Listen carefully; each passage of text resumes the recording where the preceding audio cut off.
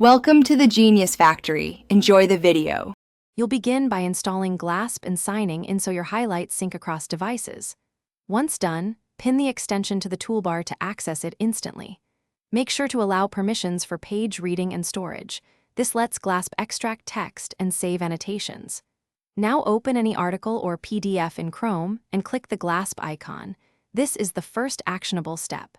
You're ready to highlight, but keep an eye on the account indicator to confirm sync. You'll highlight text by dragging across sentences, then pick a color to visually categorize ideas. Once highlighted, add tags and a short note to capture context. Tags act like folders and make retrieval faster.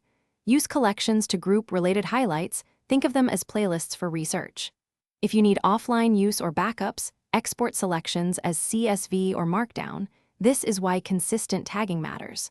Once your process is established, you'll finish by reviewing saved highlights in My Highlights and refining collections for study or sharing. Once done, generate a shareable link or export the collection. Make sure to set view or edit permissions depending on collaborators. If something goes wrong, missing highlights or sync delays, first check Chrome extension permissions and sign-in status, then disable other annotation extensions which may conflict. If problems persist, toggle the extension off and on to force a resync.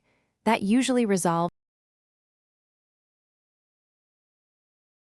Thanks for watching. If you found this helpful, don't forget to like and subscribe.